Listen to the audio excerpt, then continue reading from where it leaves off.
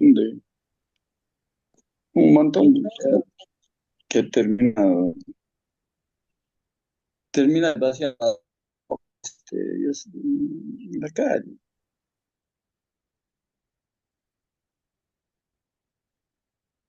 Bien, hermanos, vamos entonces, vamos a comenzar, vamos a tener una oración. Oremos. Querido Padre, en el nombre de Jesús, venimos a ti, oh Dios, una vez más. Tú eres nuestro Dios y venimos a adorarte en el nombre bendito de Jesús, nuestra justicia. Venimos a tu presencia suplicándote que tu Santo Espíritu pueda, de una manera poderosa, Señor, venir ahora a nuestro auxilio, Señor, abriendo nuestro entendimiento y dándonos palabra para poder expresar las gloriosas verdades que se encuentran presentes en tu Evangelio. Bendice a cada uno de mis hermanos en este día y enriquecelos con tu verdad. En el nombre de Jesús. Amén.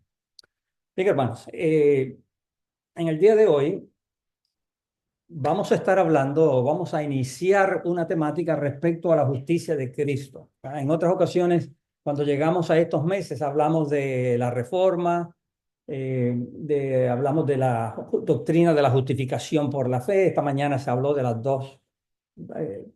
dos conceptos de justicia.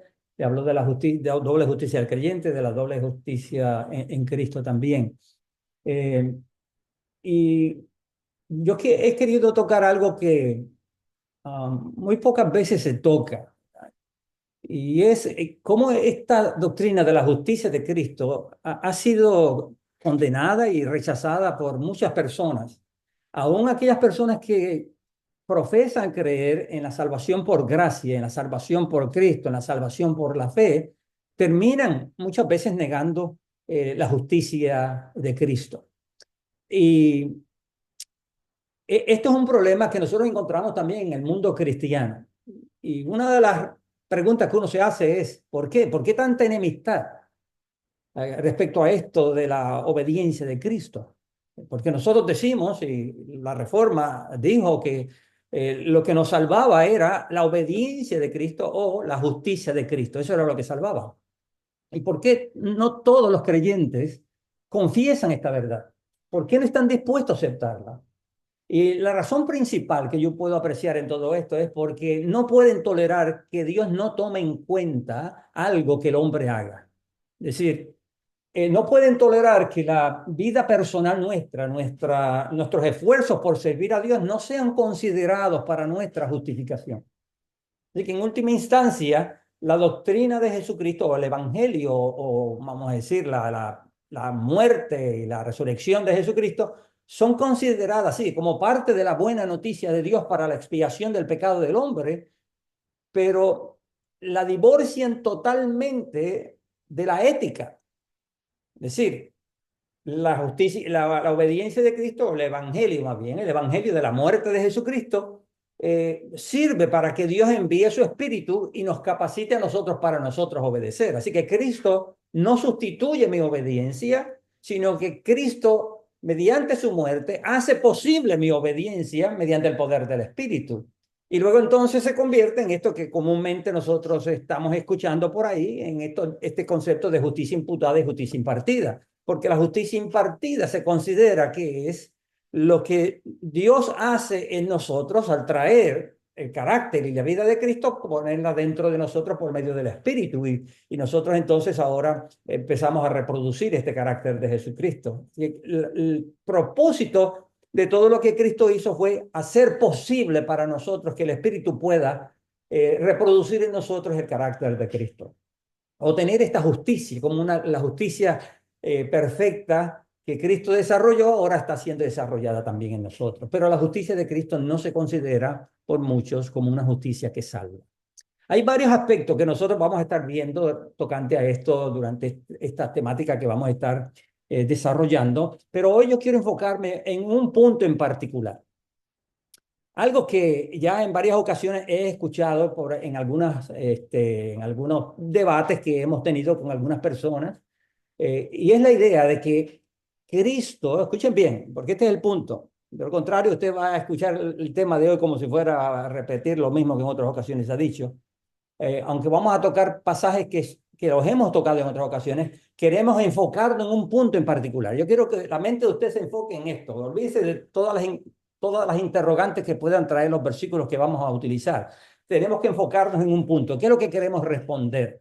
Y la problemática que nosotros encontramos en el mundo cristiano es que se dice que la justicia de Cristo, escuchen bien, la justicia de Cristo que salva no es la justicia de Cristo como hombre, sino la justicia de Cristo como Dios. Es decir, que lo que nos salva es la perfección de Cristo como Dios y no la perfección de Cristo como hombre. De esa manera se descarta la obediencia de Cristo en su carne y se dice que lo único que salva es Cristo como Dios. Ahora, eso trae otras implicaciones que nosotros vamos a ver la semana que viene.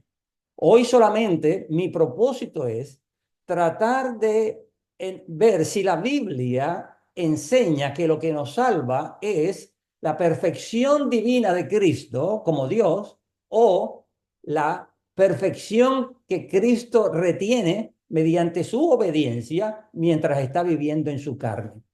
Y que vamos a encontrar entonces, repito, porque quiero que esté esto claro, unos enseñan, y en lo cual nosotros nos encontramos, es que lo que nos salva es la vida obediente de Jesús mientras vivió en su carne en esta tierra. Mientras que otros enseñan, no, eso no nos salva y Cristo no vino a obedecer porque Él era perfecto y por lo tanto es su perfección divina la que Él viene a traer ahora y nos salva. Ahora, la pregunta sería, que es lo que vamos a estar viendo más adelante, es cómo es que esa perfección divina llega a nosotros para que nos salve. Pero ese no va a ser mi tema hoy. Ese será para la semana que viene. A ver cómo ellos resuelven este problema. Y ya nosotros hemos venido estudiando alguna temática que vamos a ver que está relacionada. Hemos estado hablando de este Cristo interior, de Cristo vive en mí, que estuvimos estudiando en semanas anteriores. Y vamos a ver cómo es que esta perfección de Cristo como Dios entra ahora a estar dentro de nosotros. Y yo voy a hablarles a ustedes de un personaje interesante. Miren, durante el tiempo de la Reforma, nosotros encontramos que, ¿no?, el Lutero es el campeón, y el Lutero está predicando el Evangelio, y muchos están entrando ahora a aceptar la doctrina de Lutero. Y dentro de estos hombres se encontraba un hombre llamado Osiander.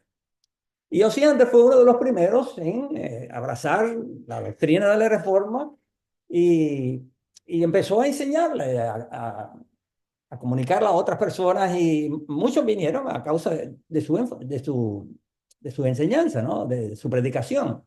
Y Osiander era un teólogo alemán que había sostenido la doctrina de Lutero, había apoyado muchísimo a Lutero, mientras Lutero estuvo vivo. Tan pronto Lutero muere, Osiander, que según el testimonio de él había creído esta doctrina que él ahora va a enseñar por mucho tiempo.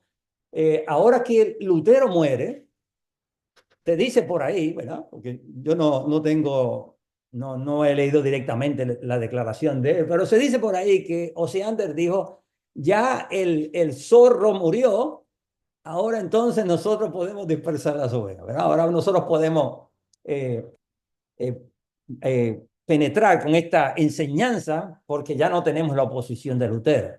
Bueno, nosotros encontramos que muchísimos empezaron a oponerse. Melanchthon, que era el compañero de Lutero, se opone a Osiander, Calvino se opone a Osiander y la mayoría de los luteranos se oponen. Todos los que estuvieron defendiendo originalmente al principio la doctrina de la justificación por la justicia de Cristo, se opusieron a Osiander.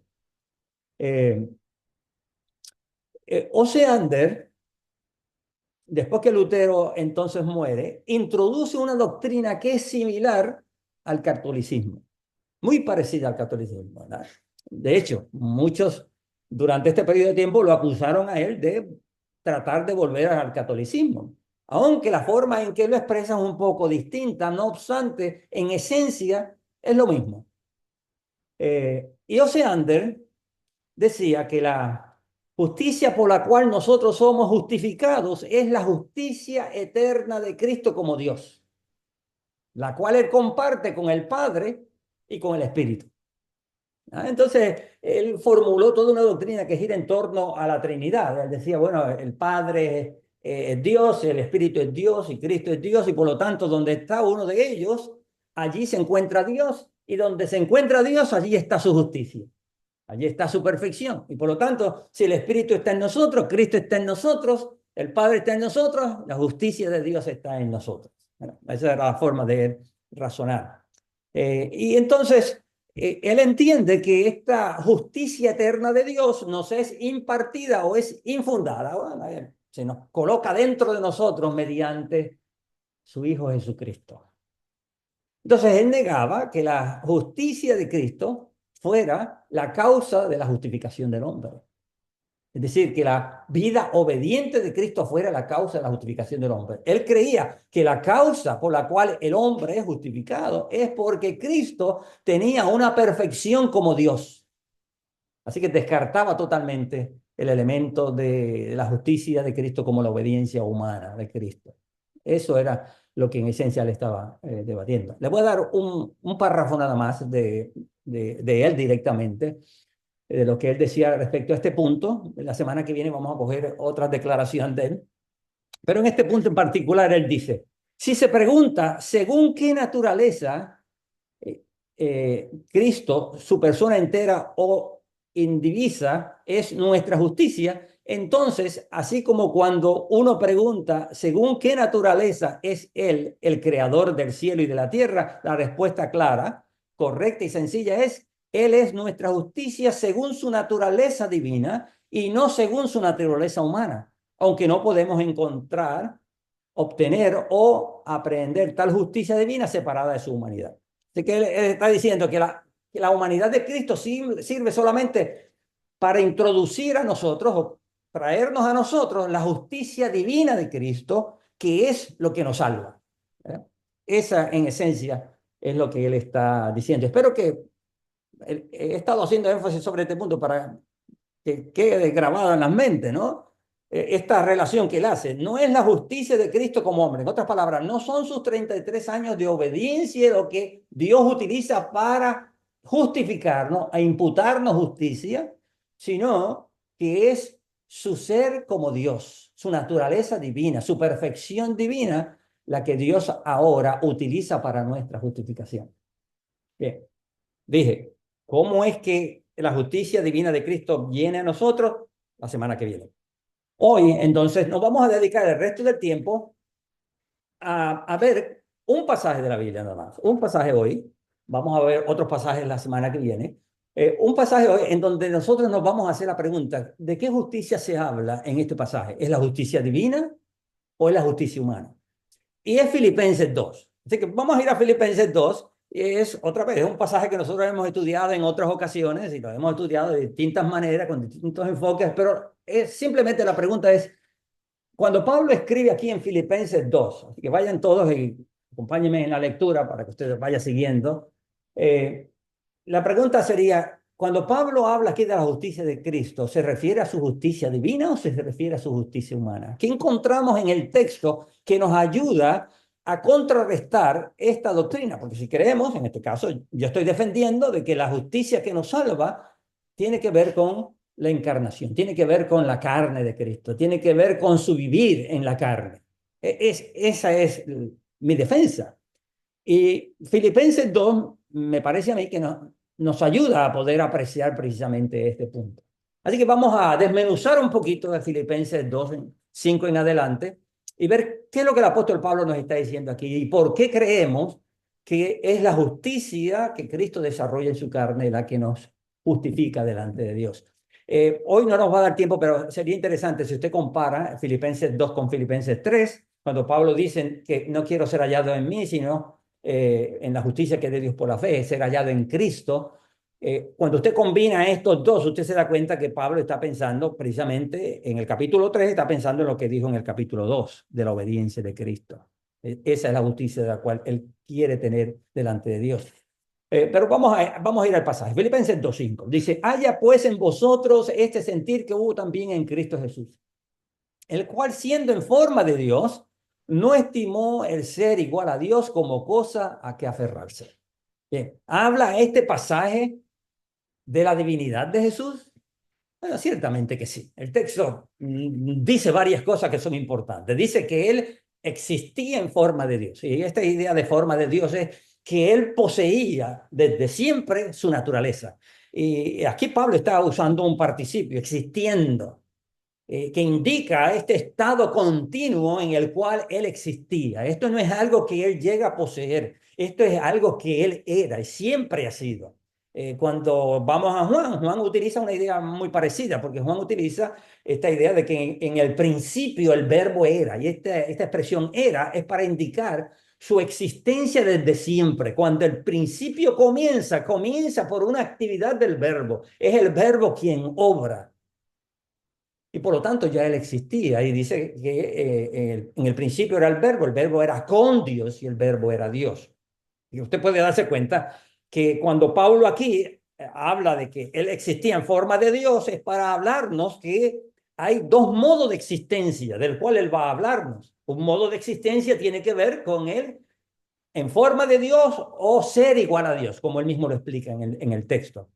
Dice, el cual siendo en forma de Dios no estimó el ser igual a Dios como cosa que aferrarse. Así que es indudable que Pablo entiende que Cristo es Dios, que Cristo preexistía y existía desde siempre en ese estado, en ese ser divino, en ser como Dios, el creador de todas las cosas.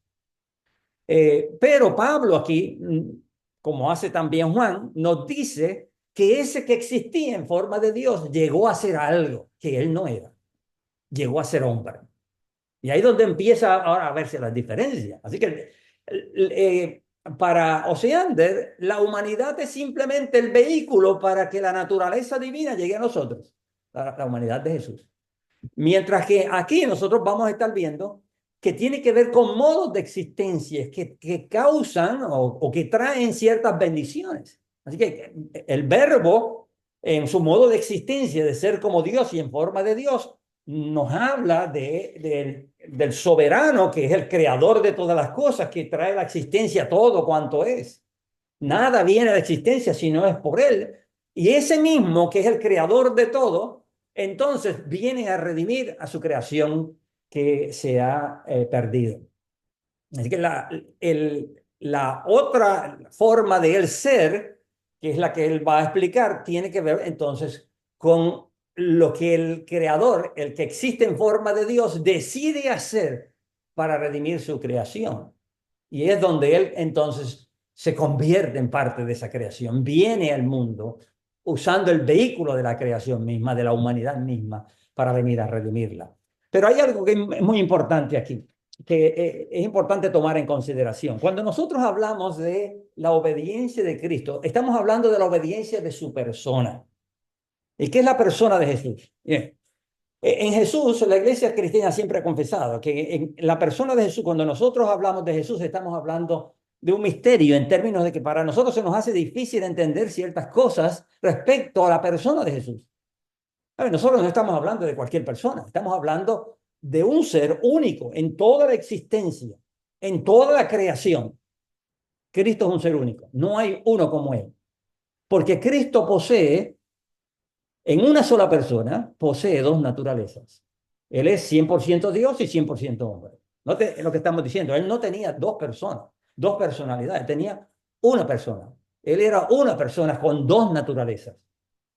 Así que todo cuanto nosotros hablamos acerca de Jesús, lo hacemos teniendo en mente que Él es una persona, no pensando que hay dos entidades distintas en Él que subsisten simultáneamente con dos voluntades. No, en Cristo no hay dos voluntades, hay una sola voluntad porque hay una sola persona en Cristo, en donde el misterio es cómo es que la voluntad divina y la voluntad humana pueden unificarse en esa sola persona cuando hay una sola voluntad. Así que no vamos a tratar de resolver el misterio. Lo que queremos es afirmar es que cuando hablamos de Jesús, todo lo que nosotros decimos de Jesús, lo decimos en relación con su persona. Por lo tanto, nosotros podemos decir que Él es eterno, que Él es Dios. Cuando hablamos de Jesús, decimos, Él es Dios. Cuando hablamos de Él, decimos que es eterno, decimos que es inmortal, decimos que es el creador de todas las cosas. Pero esto nosotros lo confesamos desde la perspectiva de la naturaleza divina, pero lo confesamos de su persona. Cuando nosotros a la misma vez confesamos que es criatura. Así que decimos que es el creador y simultáneamente decimos que es criatura. Y lo estamos diciendo de su persona. No simplemente nosotros estamos pensando de que él, decimos esto de su naturaleza, no, decimos esto de la persona de Jesús que poseen estas dos naturalezas que son hasta cierto sentido paradójicas, contradictorias una de la otra, porque él es Dios y es criatura, él es mortal e inmortal. Simultáneamente nosotros decimos de la sola persona de Jesús. Por eso a veces usted encuentra pasajes como mataste al autor de la vida, Dios nos redimió con su sangre. ¿Y de qué se está hablando? Porque Dios no tiene sangre, por eso se está hablando de la persona de Jesús. Y puesto que la persona de Jesús es el lugar donde Dios existe como verbo eterno, simultáneamente, cuando Él muere, decimos Dios murió. Pero, otra vez, lo decimos de su persona, pero entendemos simultáneamente que desde la naturaleza divina no hay, la muerte no lo puede tocar, pero desde la naturaleza humana sí puede ser tocado. Pero no nos referimos cuando hablamos de esa manera a una parte de Él, sino a la totalidad de Él. En ese sentido, mi hermano, cuando nosotros entonces decimos que el verbo es nuestra justicia, es claro que estamos diciendo que la persona de Jesús como verbo encarnado es nuestra justicia. Así que usted puede ver que no está mal decir que el verbo eterno es en nuestra justicia, siempre que entendamos que es el verbo eterno encarnado. Mientras usted mantenga eso, usted no tiene ningún problema. Bien, así que mi primer punto es el que nosotros podamos entender que cuando hablamos de Jesús, tenemos que hablar de su persona en su totalidad y no de una parte de él. Toda nuestra salvación se ha llevado a cabo en ese hombre, en donde residen estas dos naturalezas, en donde creador y criatura se han encontrado, en donde la muerte y la inmortalidad se encuentran, y en donde, por medio de ese milagro, la muerte es vencida, la inmortalidad llega a nosotros, en la persona de Jesús. De ahí entonces pasamos a la otra parte del texto. Así que la primera parte se afirma la deidad de Jesús, se afirma que el que viene al mundo es Dios, no dejó de ser Dios, él continúa siendo Dios, porque dice el texto, como en Juan, el verbo se hizo carne. No dice que el verbo dejó de ser verbo, el verbo tomó algo que él no tenía, tomó carne. Y eso es lo que Pablo también enfatiza aquí en Filipenses 2:7, dice, sino que se despojó a sí mismo, tomando forma de siervo, hecho semejante a los hombres. Nótelo cómo el Pablo lo explica, tomando forma de siervo. Ya tan pronto usted lee esa palabra tomar, implica que es algo que él no era, algo que él no poseía, es algo que él adquiere en este momento particular. Y dice el pasaje que tomando forma de siervo implica que esto es un acto voluntario de él. Él decide, a pesar de vivir en igualdad con Dios y ser Dios, él voluntariamente decide tomar forma de siervo. Él tomó forma de siervo. Así que Cristo en ese momento, Pablo nos está diciendo que Cristo tomó e hizo suyo algo que él no era. Él no era. ¿Qué es lo que él tomó? Que él no era. Pues Pablo dice, tomando forma de siervo. ¿No? Y esta idea de forma, otra vez, él dice que él existía desde siempre como forma de Dios, que indica que poseía la misma naturaleza de Dios. Y aquí ahora, él dice que él tomó, mientras que el otro era que él existía desde siempre de esa forma, aquí es, él toma esta forma, toma esta naturaleza. Y él le llama forma de siervo. Esta idea de siervo me parece a mí que es bien significativa, porque aquí es donde tiene que ver con obediencia. Un siervo es aquel que está sometido a obediencia de otro que es superior a él. Y nosotros no vamos a tener el tiempo, ¿no? Pero si usted va por todo el Antiguo Testamento, usted encuentra este concepto de siervo. Siempre usted va a ver que el que se llama a sí mismo siervo habla de un estado de humildad, de sometimiento, alguien que, así que es esclavo. Se habla de la relación entre un conquistado y uno que es uno conquistado, uno que ofrece lealtad. Así que son distintas ideas que tienen que ver con este concepto de siervo. Y en el caso de Isaías, usted encuentra que este es el siervo de Jehová. A través de todo el libro de Isaías, esta expresión del siervo de Jehová que constantemente se utiliza. Y en el contexto de Isaías es interesante porque Isaías, este es el siervo de Jehová que ha sido desobediente, ha violado el pacto de Dios, Dios lo ha llevado a la cautividad de Asiria, la cautividad de Babilonia, porque es un siervo ciego, un siervo rebelde. Mientras que este siervo del cual Pablo habla aquí es un siervo totalmente distinto. Y en Isaías encontramos también ya la promesa de un siervo que vendría a hacer salvación para el siervo Israel, que es un siervo desobediente. Pero lo que quiero es que ustedes puedan apreciar que la palabra siervo implica en sí mismo sometimiento, obediencia a alguien que ya ha dejado de tener su propia voluntad para hacer solamente la voluntad de otro. Recuerde, la palabra que aquí se utiliza no es un servidor a la mesa. Aquí es un esclavo. La palabra que Pablo utiliza es doulos, que significa un esclavo. Y un esclavo es una persona que debe total sometimiento y obediencia a la voluntad de su amo. Y Pablo lo está mirando aquí desde el punto de vista de criatura, mi hermano. Usted no es un esclavo al estilo de los esclavos que nosotros encontramos hoy día en el mundo, ¿no? Que la gente quiere esclavizar y someter al otro de manera déspota. Esta no es la esclavitud de la cual Pablo habla. Yo la asocio con esta idea, ¿no? Que Moisés presenta, que cuando viene un esclavo, ¿verdad? Tiene un amo bueno, él quiere servir a ese amo y va allá a los jueces y le dice, miren, yo no quiero salir de la casa de este amo, yo quiero vivir con él para siempre. Y allá vienen y le hacen un hoyo en la oreja para decirle, este pertenece ahora a este amo para siempre. Y en ese sentido, yo creo que el término doulos, siervo, en el cristianismo fue transformado. Mientras en Roma significaba el sometimiento de Israel y de todas aquellas naciones al yugo y a la fuerza romana, aquí era un concepto de honor. Este es mi Dios, este es mi redentor y yo no me voy a rebelar contra él. Yo voy a aceptar toda su voluntad para mí. Y en ese sentido, Cristo aparece precisamente como este siervo. Este es el siervo que reconoce la voluntad de Dios como la mejor voluntad y está dispuesto a someterse a ella. Y es el siervo que reconoce que Él es criatura. Él no es Dios, Él es criatura sometida a su creador, a su Señor y a su amo. Así, la palabra siervo se contrasta con la rebelión. El siervo es aquel que decide continuar en fidelidad y lealtad a su amo.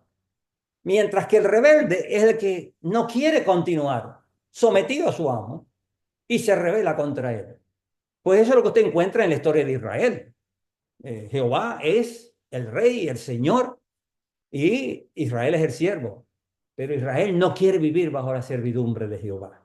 Y lo mismo pasa con Adán. Adán es el que se rebela contra Jehová, contra Dios como el creador y señor de todas las cosas, y quiere ser su propio señor. Bien, así que en ese sentido, cuando Pablo está usando aquí entonces la expresión tomando forma de siervo, es para enfatizar en ese elemento de obediencia, de servidumbre y de lealtad. En Juan 8, por ejemplo, nosotros encontramos 8:29, dice Juan, porque el que me envió conmigo está, no me ha dejado solo, porque no me ha dejado solo el Padre, porque yo hago siempre lo que le agrada. Así que usted puede ver que Cristo como siervo fue del agrado de Dios, porque él actuaba y hacía siempre lo que le agradaba a Dios. Y Jesús mismo decía, yo no he venido a hacer mi voluntad, yo no tengo otra voluntad. Mi única voluntad es la voluntad de mi Padre. Jesús, con todas esas palabras, con ese énfasis de que Él no tiene voluntad propia, que su voluntad es la voluntad del Padre, que ha venido a cumplir la voluntad del Padre, es para enfatizar que Él como siervo es el siervo obediente a su Señor, a su soberano, y que Él vive como lo que Él reconoce que es, criatura delante de Dios. Recuerde que cuando hablamos de Jesús y decimos que es criatura, No perdamos de vista que es el creador. Pero en la encarnación, Él vive como criatura. Él vive como siervo. Y Él, mediante su servidumbre, Él asegura para nosotros precisamente una serie de beneficios. En Romanos 15:8, Pablo dice, pues os digo que Cristo Jesús vino a ser siervo de la circuncisión para mostrar la verdad de Dios y para confirmar las promesas hechas a los padres. Así que usted puede darse cuenta que la servidumbre de Jesús es importantísima para confirmar las promesas de Dios, para hacerlas efectivas. De esta manera usted puede darse cuenta entonces que la mente de Pablo, la servidumbre de Jesucristo es esencial para la salvación del hombre. Ahora, dice que tomó forma de siervo y dice después, hecho semejante a los hombres. ¿Qué indica esto? Hay varias cosas que podríamos decir tocante a esta expresión que nos ayuda a entender lo que Pablo viene discutiendo. Noten, él dice, él existía en forma de Dios, ahora entonces él asume algo que no era, asume ser siervo, y luego dice que ser siervo significa ser semejante a los hombres. Ahora, hay varias cosas, como dije. Nosotros podemos entender ser semejante a los hombres como que Pablo está diciendo, los hombres son siervos y por lo tanto Cristo es un siervo. ¿Bien? Así que yo creo que es una de las verdades que están ahí. Pablo está diciendo que todos los hombres son siervos de Dios y deben de vivir como siervos, pero ellos han rehusado ser siervos de Dios. Y Cristo viene ahora y asume la humanidad para vivir como deberían de haber vivido los hombres, como siervos de Dios. Y no quisieron. Pero cuando él dice también semejante a los hombres, está hablando de que Cristo ha asumido una naturaleza humana real, no una apariencia. Él es verdaderamente hombre. Él experimenta el mismo modo de existencia, las mismas experiencias de todos nosotros. Cuando Juan dice el verbo se hizo carne y habitó entre nosotros, ese habitar implica, él moró, él vivió entre nosotros, experimentó nuestra historia, experimentó nuestro tiempo, experimentó las injusticias en las cuales nosotros también experimentamos, las pruebas, las tentaciones, todas esas cosas son propias de esa naturaleza. Por eso Pablo dice, tomó forma de siervo, hecho semejante a los hombres. Así que hecho semejante a los hombres implica el modo de existencia de Jesús como hombre, más implica lo que se supone que los hombres hicieran delante de Dios o vivieran delante de Dios como siervos y rehusaron serlo. En Hebreos hay otra expresión que la vamos a analizar en otro tema también. Pero en Hebreos 4:15 Pablo dice, tentado en todo según nuestra semejanza, pero sin pecado. Así que esa idea de semejante a los hombres es para indicar que verdaderamente fue hombre y experimentó y fue tentado igual que todos nosotros. En Romanos 8:3 Pablo dice, porque lo que era imposible para la ley por cuanto era débil por la carne, Dios enviando a su Hijo en semejanza de carne de pecado y a causa del pecado condenó el pecado en la carne para que la justicia de la ley se cumpliese en nosotros. Ahora, usted puede ver aquí en Romanos 8, algo muy parecido a lo que Pablo está diciendo aquí, porque en Romanos 8, Cristo toma semejanza de carne de pecado para que la justicia de la ley se cumpliese en nosotros. En otras palabras, Pablo está diciendo, si Él no hace eso, si Él no es semejante a nosotros, la justicia de la ley no se cumple. Lo cual muestra que Pablo ve una relación entre Cristo hacerse semejante a nosotros y la justicia de la ley siendo cumplida. Bien, así que Pablo nos está diciendo, él toma forma de siervo, se hace semejante a los hombres, y después dice en el versículo 8, y estando en la condición de hombre, se humilló a sí mismo, haciéndose obediente hasta la muerte y muerte de cruz. Otra vez, estando en la condición de hombre, ¿qué indica? Bueno, indica, una vez que él decide tomar forma de siervo, una vez él decide hacer lo que se supone que los hombres hagan y experimentar lo que los hombres experimentan, entonces, una vez se encuentra en esa condición, ¿qué él hace? Bueno, él entonces hace lo que se supone que el siervo hiciera. Entonces, cuando él dice aquí, estando en la condición de hombre, ya inmediatamente hace un contraste. Él no está diciendo estando en la condición de Dios. existiendo como Dios. Él dice, estando en la condición de hombre, que ya la describió anteriormente, siendo un siervo, estando en la condición de hombre, entonces él actúa, él hace algo que Pablo entonces explica más adelante. De esa forma, Pablo nos muestra que su enfoque no es en el Cristo preexistente, no es en el Cristo divino. Él no divide otra vez, no divide a Jesús, él no dice que son dos personas, es una sola persona, pero el enfoque de Pablo no va dirigido en el estado eterno de Jesús, en su perfección infinita y moral. Él no está pensando en eso, él está pensando en lo que ha sucedido en el momento en que él toma forma de siervo. Y cuando él habla de la obediencia de ese siervo, no habla de la obediencia del que existía en forma de Dios. Primero, que el que existía en forma de Dios, si era Dios, vivía en la misma perfección de Dios y por lo tanto él no tenía que ofrecer nada, porque él era por naturaleza lo que el Padre es por naturaleza y por lo tanto él no tiene que ofrecer nada. De hecho, en última instancia, él, por ser Dios, él es el que demanda justicia. Pero Pablo no está pensando en eso. Pablo está pensando en qué hizo ese que existía desde antes como forma de Dios.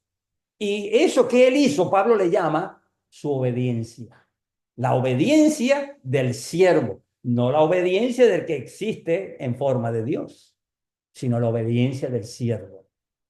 Entonces, cuando él dice, estando en la condición de hombre, nos lleva a que nosotros comparemos esas dos condiciones, lo que él era antes y lo que es después. Y dice, es lo que es después, lo que él asume, lo que él toma y lo que él no era, es lo que trae salvación. Es lo que hace posible la restauración del ser humano. Dice, estando en la condición de hombre, Pablo entonces dice que estando en la condición de hombre, él se humilló a sí mismo. Ahora, noten otra vez. Estando en la condición de hombre, se humilló a sí mismo. Yo he leído algunos comentaristas, ¿no?, que dicen que esa idea de se humilló a sí mismo tiene que ver con hasta dónde él estuvo dispuesto a humillarse y sufrir la cruz. Así que para ellos, humillación, se está hablando aquí de que Cristo fue humillado. Y Cristo fue humillado al punto de que fue clavado en una cruz y la cruz era un instrumento de una tremenda humillación. Ustedes saben que los crucificaban desnudos. Eh, nosotros siempre que vemos a Cristo crucificado lo vemos con un pañito cubriéndolo, pero no, era para exponerlo a una tremenda vergüenza. Pero Pablo no está hablando de eso. Pablo dice aquí, él se humilló a sí mismo. Y esa humillación está conectada con su estado de siervo. No es simplemente con la muerte en la cruz, es con su estado de siervo. Dice, se humilló a sí mismo haciéndose obediente. Ahora, ¿dónde nosotros podemos encontrar alguna idea en la Biblia donde se encuentre el estado de humillación con el estado de siervo? Pues Jesús mismo lo dice. En Mateo 23:11, note lo que Jesús dice. El que es el mayor de vosotros sea vuestro siervo.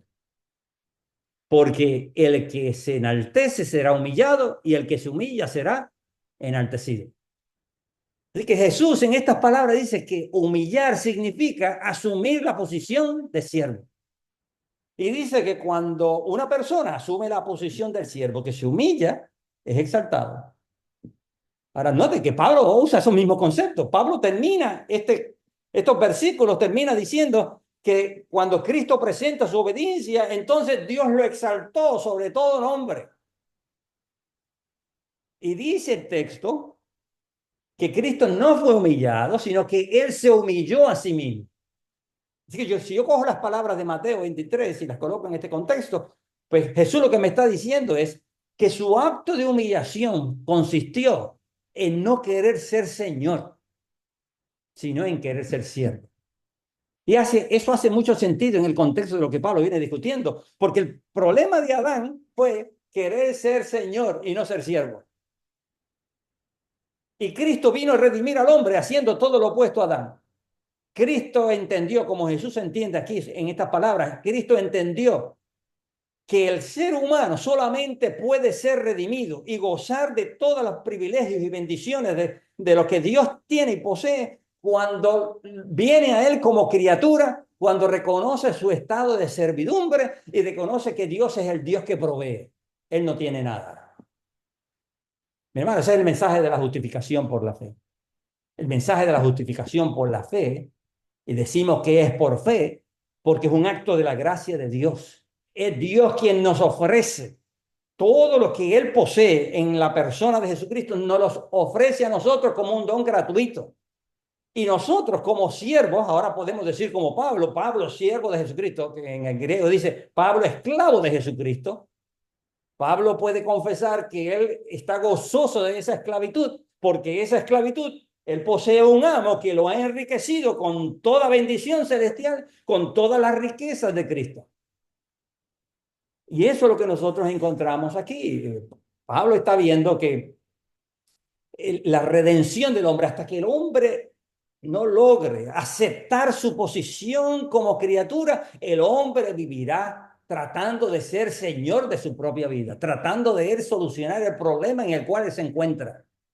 Cuando él reconoce que es siervo, él hace como los pajaritos, mi hermano. Usted sabe, con los pajaritos están todo el tiempo, cuando tienen hambre, abren su pico para recibir lo que viene ahora la mamá pajarito a darle de comer. Tiene que depender de otro. Y el siervo hace eso precisamente.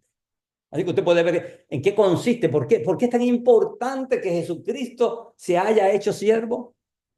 Porque es solamente mediante ese acto que la humanidad puede ser restaurada y redimida una vez más.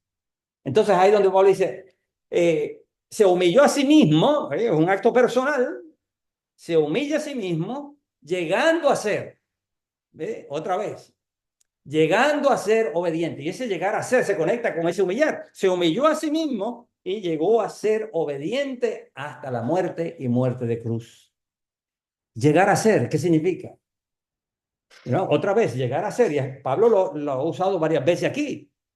Llegó a ser forma de siervo, llegó a ser obediente. Llegar a ser implica que esto es algo que él no tenía.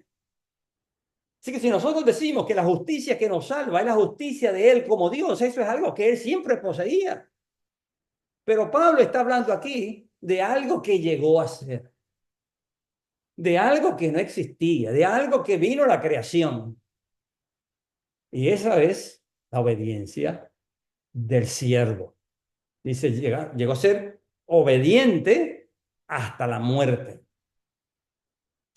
Y usted puede ver que Pablo está haciendo todas estas conexiones. Es él como siervo, él semejante a los hombres que se supone que sean siervos.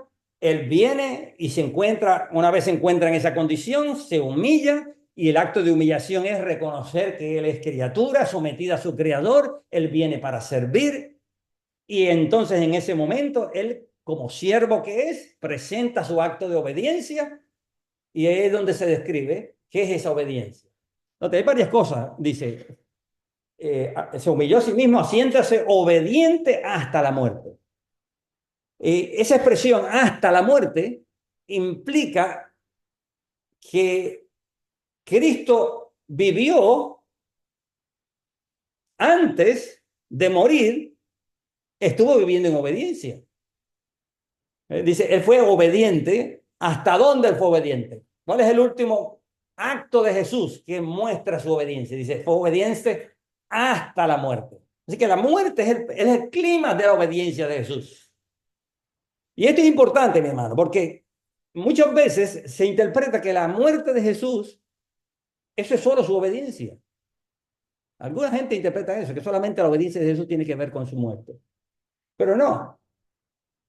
Nosotros encontramos que Jesús constantemente nos viene diciendo que está haciendo la voluntad del Padre. Aquí se nos dice que él como siervo se supone que obedezca, y él obedece. Pero este siervo, su obediencia llegó hasta el mismo punto de su muerte. Cuando él muere, él está sellando su vida de obediencia. Y usted puede darse cuenta que cuando Jesús está en la cruz, el último acto de obediencia de Jesús es antes de morir. antes de morir, es el último acto de obediencia de Jesús. En ese sentido, nosotros podemos decir que la obediencia de Jesús cubre toda su vida y cuando Él muere es cuando Él ve que su obediencia ha sido completada. El texto nos dice que habiendo visto que todo estaba cumplido, entonces entregó su espíritu, lo cual indica que la muerte en sí es el momento donde Jesús declara: mi obediencia ya está completa. Nosotros vemos que allí en la cruz del Calvario, el diablo decía: bájate de la cruz y sálvate a ti mismo. Otra vez, lo que Filipenses está diciendo que un siervo nunca haría. El siervo está dispuesto a aceptar la voluntad de su padre. Me trajo aquí, yo acepto estar aquí. El padre me ha de levantar, yo esperaré en la voluntad del padre. Es el siervo que está constantemente dependiendo de su Señor. Y en la cruz, otra vez, el acto de morir de Jesús. Este fue el siervo obediente hasta la muerte. Hasta ese momento final y decisivo de su historia, el siervo mostró que él estaba dispuesto a hacer no su voluntad, sino la voluntad del que lo envió.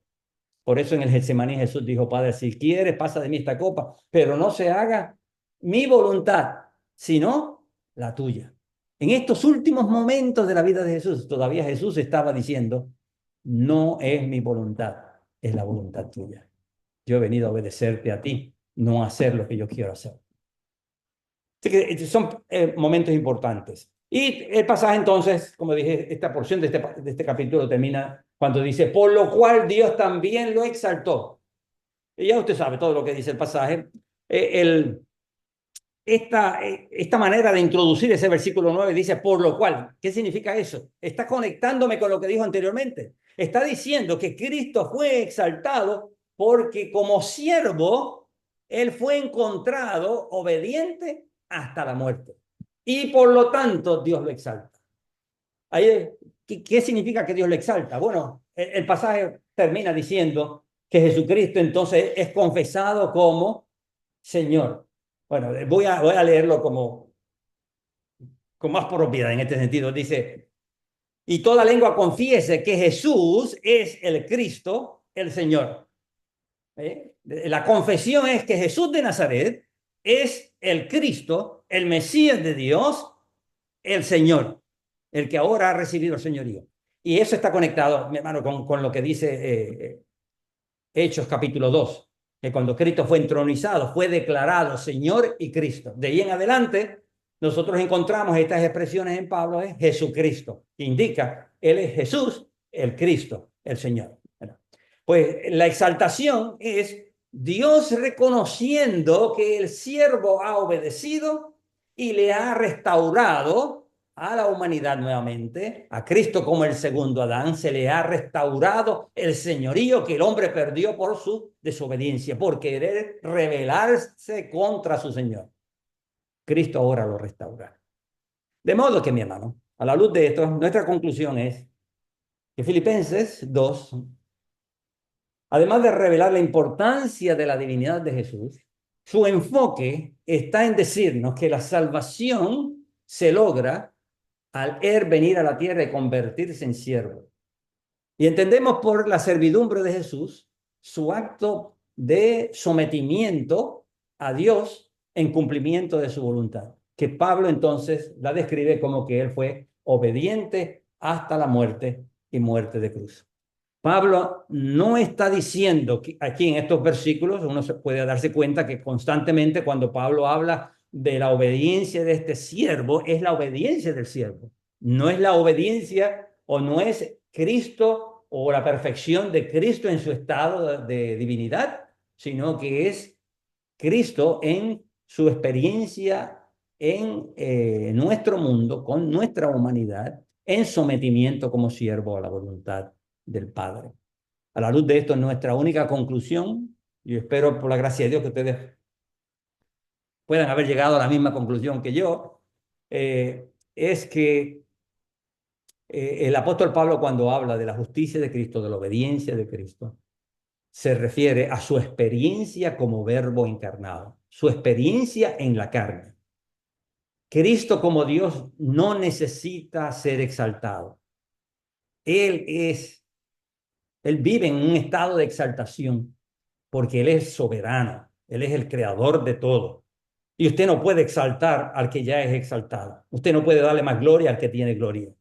Pero cuando Pablo habla aquí de este Cristo que es siervo, que ha sido exaltado y se le ha dado un nombre que sobre todo nombre, está hablando entonces de algo que él no poseía como Dios, sino que ahora le ha sido entregado por causa de su vivir y su obediencia como siervo. De modo que lo que nos salva, según Pablo, y lo que restaura nuestra condición delante de Dios es la justicia de Cristo en su experiencia aquí en la tierra como siervo obedeciendo a la voluntad de su Padre. Bien, el Señor les bendiga, mi hermano, hasta aquí. La semana que viene vamos a ver otros aspectos de lo que Oseander enseñaba y cómo es que esta justicia divina que él dice que es lo que nos justifica, recuerde, lo que él dice, ya hemos aprendido aquí en Filipenses que no es eso, pero lo que él dice, vamos a ver cómo él la pone dentro de nosotros, cómo esa justicia llega a estar dentro de nosotros para salvarnos, según Oseander. En la exposición de Pablo, la justicia que nos salva está en la carne de Cristo, existe en la carne de Cristo y es la causa por la cual Él intercede, o es la base sobre la cual intercede por nosotros y la causa por la cual nosotros somos justificados delante de Dios. Bien, vamos a terminar con una oración. Querido Padre, en el nombre de Jesús, una vez más a ti venimos. Queremos agradecerte esta oportunidad de poder venir a tu palabra y venir a buscar los tesoros que hay allí, se encuentran para nuestra redención. Te damos gracias porque a través de ella, Señor, tú nos hablas y aclaras muchas ideas que hay en nuestra mente que muchas veces son equivocadas. Y tu Santo Espíritu tiene la paciencia con nosotros y nos dirige a la palabra para que nosotros podamos ver lo que es tu revelación. Te damos gracias, Padre, porque a través de nuestro hermano Pablo, tú nos has mostrado, Señor, que hemos de poner nuestra esperanza en el Cristo que se identificó con nuestra historia, con nuestra miseria, con nuestra maldición, y ese mismo Cristo que asumió toda nuestra vida, ese mismo Cristo, habiendo sido encontrado justo delante de ti, tú le exaltaste y lo glorificaste a tu diestra. Y allí, desde allí, oh Señor, nosotros nos identificamos nuevamente con Él, así como Él se identificó con nosotros. Y nos identificamos con su gloria, nos identificamos con su exaltación, porque ha sido su carne exaltada que es nuestra carne simultáneamente. En Él existimos y en Él estamos. Y en Él hemos recibido este estado de gloria, Señor. Por lo tanto, confesamos que estamos sentados a tu diestra, participando de tu aprobación, de tu aceptación. Y, oh Padre, te damos gracias porque al ver todas estas verdades, esto nos permite salir de nuestras propias experiencias para gozarnos en la experiencia de tu Hijo Jesucristo. Bendice a cada uno de mis hermanos. Padre, tú conoces las necesidades que cada uno de ellos tienen, necesidades espirituales, necesidades materiales, necesidades físicas. Te imploramos, Señor, que tú pongas tus manos en la vida de cada uno de nosotros conforme a tu misericordia y gracia. Danos paciencia para continuar viviendo en esta tierra. Te lo suplicamos en el nombre de Jesús. Amén. Bien, hermano, bendiciones. Despedimos la iglesia local para que terminen allá su parte. El Señor les bendiga. Aquí, hermanos, recuerde, mañana continuamos con el libro de Isaías. No se olvide. Bien. Saludos a todos. Gracias por acompañarnos. Dios les bendiga. Perdón, pastor, ¿a qué hora se mañana? Mañana es a las 6, hora nuestra. Oh, ya, Ah, ya. bien. Ahí nos mandan el link, por favor. Así que Gracias. sería a las 7 horas de ustedes. Ya. Sí. Bendiciones a todos. Saludos. Ok. Bendiciones. Bendiciones para todos. Bendiciones para todos. Bendición. Amén. Mm.